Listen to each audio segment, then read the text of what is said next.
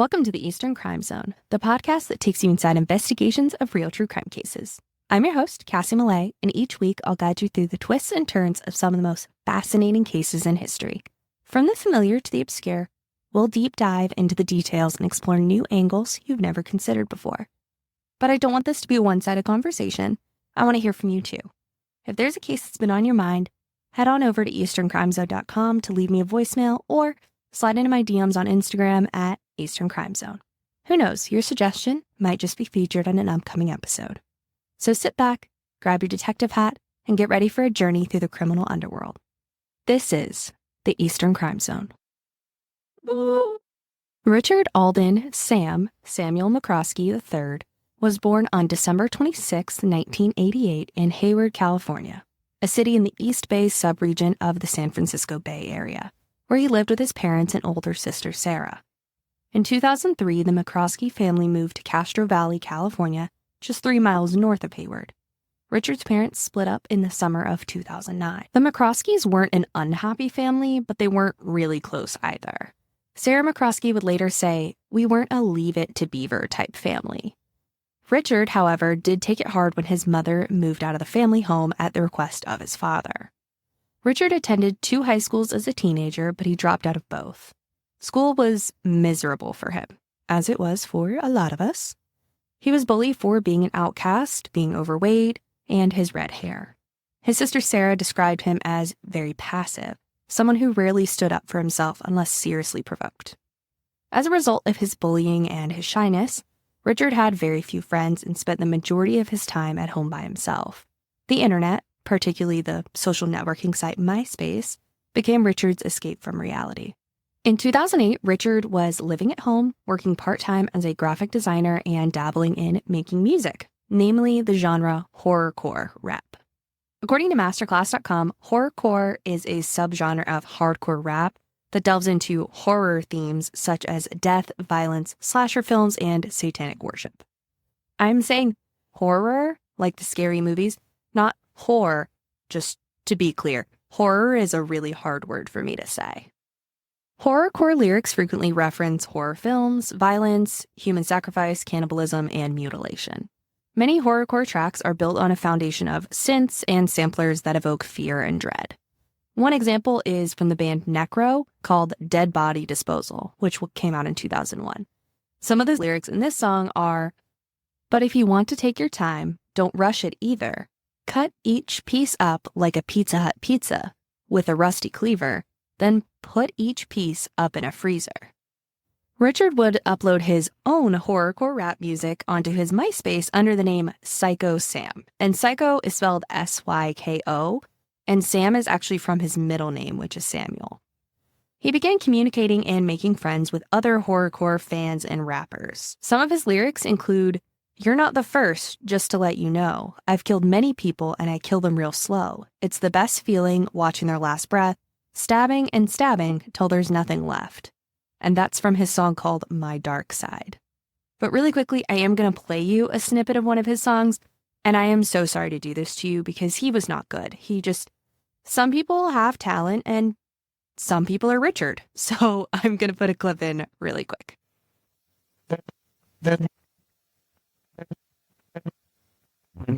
I made it. What evil always in this big words and marketing the passion that really wanted maybe all that they want a solution is the the evil always there was not and they want us maybe Okay, so now that we are familiar with Richard and what he calls music, let's introduce another player in today's case. Emma Niederbrock was born October 15, 1992, to parents Mark Niederbrock and Debra Kelly in Champaign, Illinois. The family moved from Illinois to Farmville, Central Virginia, although it's not clear exactly when. Mark began serving as a pastor at Walker's Presbyterian Church in Hicksburg, Virginia in 2003. Debra was a professor in sociology and criminal justice at Longwood University in Farmville, and Emma had been homeschooled since middle school. At the beginning of 2009, Mark and Debra got divorced. Emma stayed in the family home with her mother and her father moved out. As many teenagers do, Emma spent a lot of time on the internet, mainly MySpace, where she went by the name Ragdoll. She used the website to listen to horrorcore music and meet other fans. MySpace was also where Emma and her friends found out about upcoming horrorcore music festivals. In September 2008, Emma, then 15, met amateur horrorcore rapper Psycho Sam, Richard. He was 19, and they met on MySpace. The two began chatting online regularly and on the phone. If they were adults, you wouldn't have really thought twice about the age difference because it's only 4 years between them. But considering Emma was still a minor, 15 to 19 is a huge age gap in terms of development. I don't really think at 19 I would have wanted to hang out with a 15-year-old. Maybe you don't find that age gap as weird, but I definitely thought twice when I read about it. By September 2009, the now 16-year-old Emma and 20-year-old Richard had been chatting daily for almost a year. And Richard thought of Emma as his girlfriend at this point, kind of, an online girlfriend. And Emma sent Richard affectionate messages, but it's hard to tell how serious she really was about him, given how events would later unfold.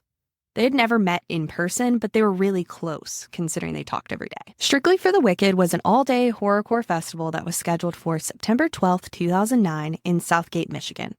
Emma and her best friend, 18-year-old Melanie Wells, had made plans to attend. Emma and Melanie, who lived in Inwood, West Virginia, about 3.5 hours from where Emma lived, had been to many of these festivals together and always had a great time. Emma and Richard spoke about Strictly for the Wicked and decided it would be a great opportunity for them to finally meet in person for the first time. Emma's parents, however, were understandably very apprehensive about their 16-year-old daughter meeting up with a 20-year-old man. She had only spoken to him over the phone, so her parents were not really thrilled about the idea. But they wanted Emma to be happy, so Mark and Debra decided they would drive Emma, Melanie, and Richard to Southgate and hang out in the city for the day while the festival was going on. So they would be supervised and have someone around in case something did happen. Bear in mind, Mark and Debra were divorced at this point, so they were going out of their way to make this work for Emma and do something that she really wanted to do and make it special for her and her friends. On September 6th, Richard left California for Virginia. Emma was excited to finally meet him in person, and she posted to MySpace on September 7th, "Next time you check your MySpace, you'll be at my house." She added, "I love you so, so much, baby, forever and always." What's important is that when Emma first set eyes on Richard in person, she was not impressed. He looked completely different than his MySpace photos. And in reality, he just looked different. He looked way younger than 20. He wore oversized black hooded sweatshirt and baggy black cargo pants. His greasy red hair was combed straight down over his forehead. On top of his appearance, he also came across as immature, like a young teenage boy. And Emma was polite to Richard, but kind of aloof at this point. Emma and Melanie seemed to actually find Richard irritating once they met him in person. The 5 of them, Emma, Melanie, Richard, and Emma's parents, were in for a very long, awkward car ride. And this is actually kind of my worst nightmare, is being stuck with people that I don't like. So whenever I go someplace, I always make sure to take my own car. That way I can leave whenever I like. So she's stuck with this guy for days and days because he's staying with her during this trip. So just imagine how that would feel. Like, oh crap, there's this person here. I don't actually enjoy them. They're annoying. And now I have no way out of this situation other than to be polite to him and try to just get through this time as quickly as possible. Richard hoped that once they arrived at the festival and were both in their element and immersing themselves in the music and the vibe, Emma might see him completely differently and he could win her over. But this was really wishful thinking. In fact, the situation went completely downhill once they actually arrived at the festival. According to others present at the festival, Emma paid Richard very little attention throughout the event. Not only was she not interested in him, she was reportedly very flirtatious with other guys in person and by text. Richard noticed, and he didn't really take it well, which I think most guys wouldn't take it well. But depending on what kind of relationship they'd established up to this point, Emma may not have been doing anything wrong. The festival ended at 11 p.m. on September 12th, and the following day, Emma, Melanie, Richard, and Emma's parents drove back to Farmville from Michigan. At 2:43 a.m. on Monday, September 14th, Melanie posted to her MySpace page, "SFTW was fucking amazing. Back in Virginia now. Be back in West Virginia on Wednesday. I miss everyone!" Exclamation point, exclamation point, exclamation point. So it sounds like the girls did have fun. After the post to her MySpace page, Melanie went quiet. Neither her friends nor her family heard from her at all that Monday or on Tuesday. And that just really wasn't like her.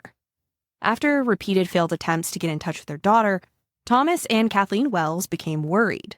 And on Wednesday, September 16th, the day Melanie was due to come home, Thomas drove 200 miles from Inwood, West Virginia to Farmville to see where his daughter was and why they couldn't get in contact with her. When nobody answered the door at Emma's mom's house, Thomas sat outside in his car and he waited. I mean, where else was he going to go? He came to see what was going on with his daughter, and he was going to wait there until he found some answers. He hoped that the women were just out and they would see him when they returned home, and he would figure out why his daughter wasn't answering his calls and why she hadn't come home yet. After waiting for over 7 hours, however, Thomas was really sure that no one was coming.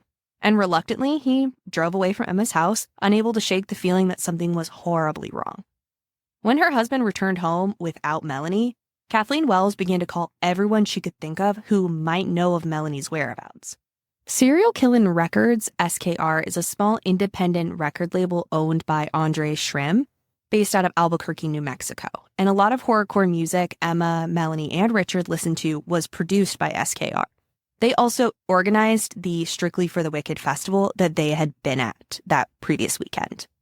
Andres writes and performs his own horrorcore rap under the name Sicktanic. And I'm not really sure what the dynamic is between horrorcore artists and fans now, or if the music became more or less popular since 2009. But in 2009, rappers and fans were friends who would meet and talk on MySpace and hang out at festivals. So they were pretty well-knit. And after her own investigation, Kathleen Wells came across the phone number for Andre Schrimm and gave him a call. When he answered, Kathleen told him that she hadn't heard from Melanie, Emma, and Richard, and asked if anything happened at the festival. He said they had gone home with Emma's parents when the event ended, and beyond that, he didn't have any more information. After calling Andreas, Kathleen called Emma's home again. And this time, to her surprise, somebody did answer, and it was Richard. Kathleen asked him where Melanie was, but he wouldn't give her a straight answer. And Kathleen grew very frustrated with Richard because she was sure he was lying. On the morning of Thursday, September 17th, Kathleen called the police in Farmville, Virginia. She explained the situation and asked them if they could go by the house and do a welfare check for her daughter. When the police arrived at the home of Debra Kelly and Emma Niederbrock, they were greeted by none other than Richard McCroskey. When they asked him where Emma, Melanie, and Debra were, he told them the women were at the movies. The police didn't know who Richard was, but they took him at his word. I find it a little strange that they didn't do any more investigation. They didn't question him further or ask to take a look inside, but I guess I shouldn't be surprised considering I watch a lot of true crime and 50-50, the police don't do their job. I assume that Kathleen would have told them the most important parts of the story, that Melanie was supposed to be home 2 days prior, that she hadn't heard from her, and that she thought Richard was lying.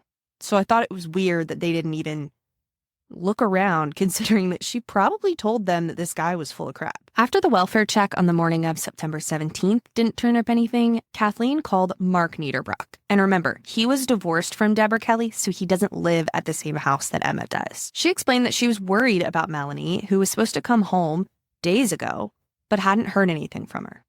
Mark lived in Pamplin, Virginia, about 20 minutes from Farmville, and he told Kathleen he would go to see Emma and Debra's house and see what was going on.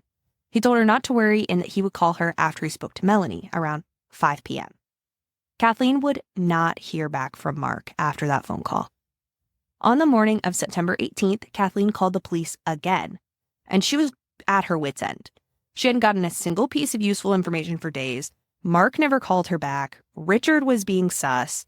And I'm not sure what she said to police, if she asked to file a missing persons report for Melanie, but she managed to convince them to return to Debra and Emma's house.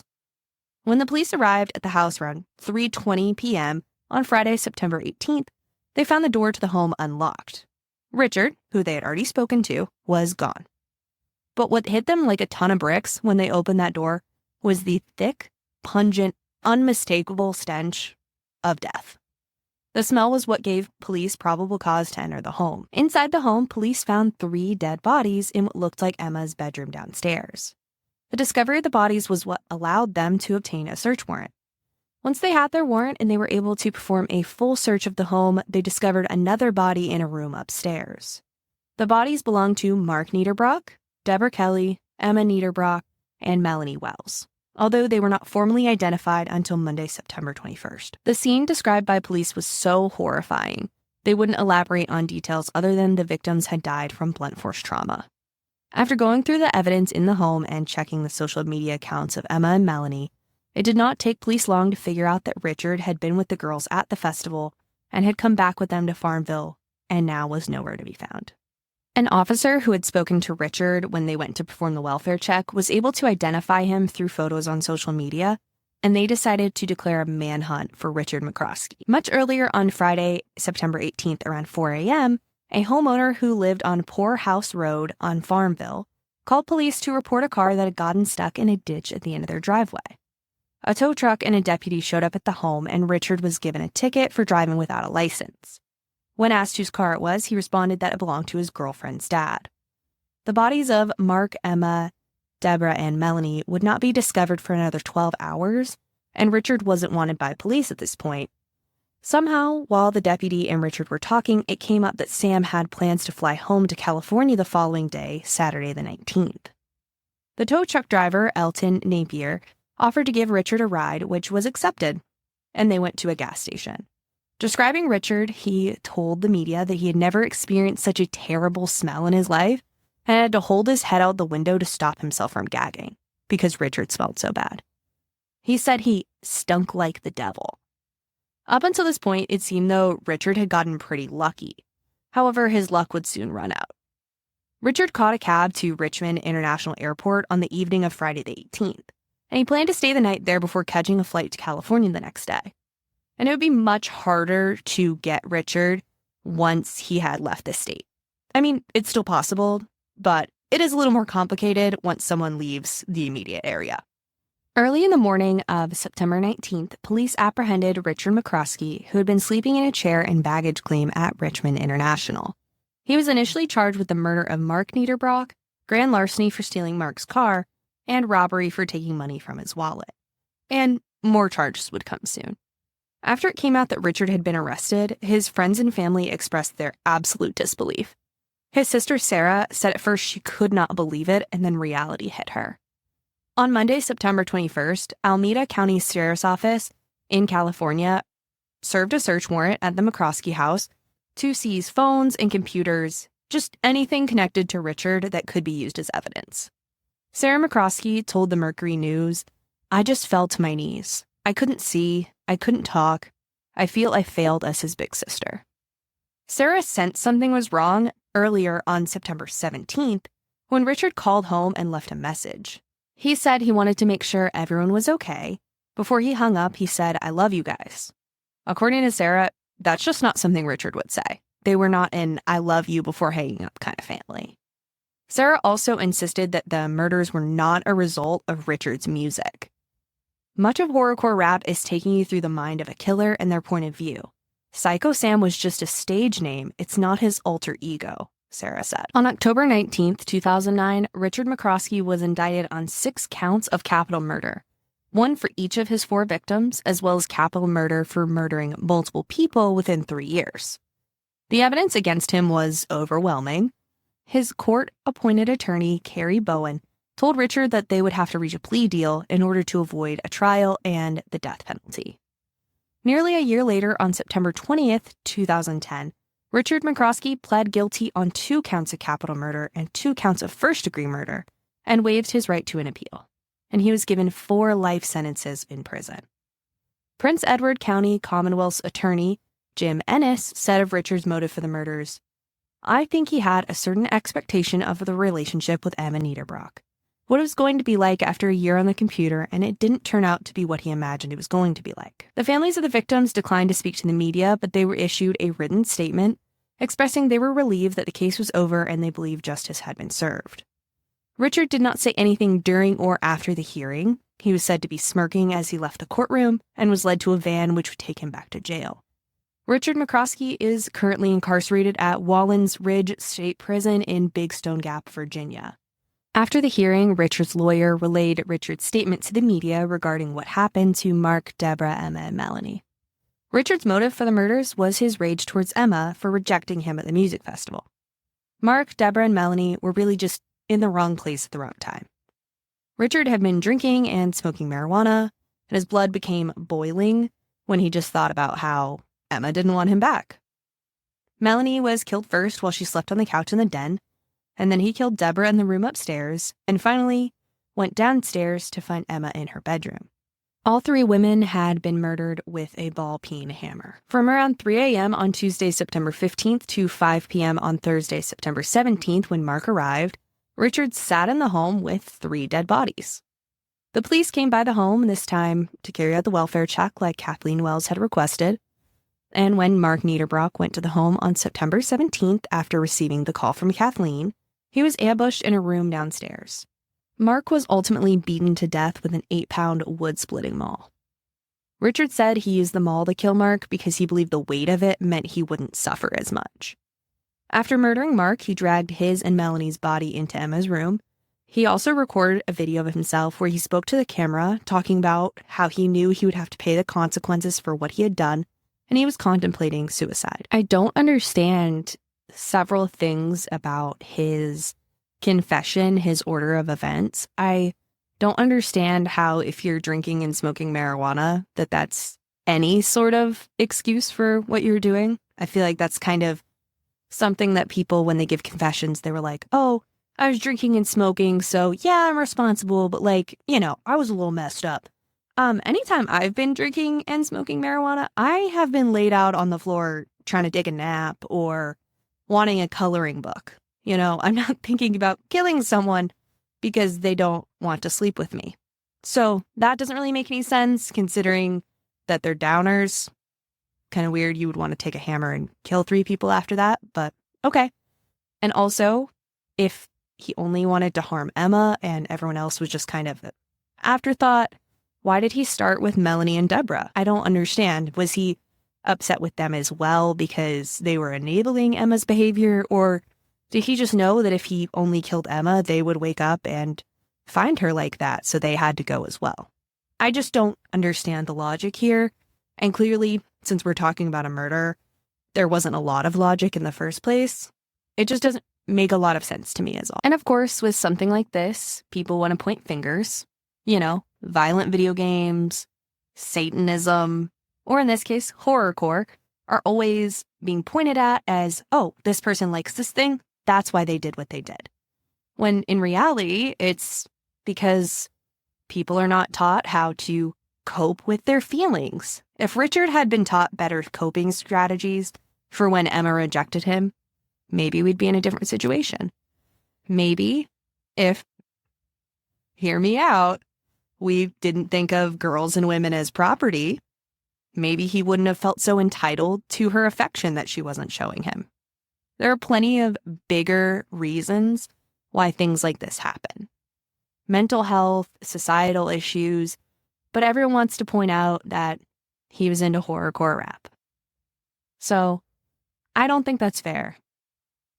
You can look at horrorcore rap and say that that's the reason he did this, but Emma and Melanie were into horrorcore rap. Andreas Schrimm, who owns that music company we talked about, he's into it and he's never done anything like this. A lot of people have dark interests. If you're here, you like true crime. You're probably not a murderer.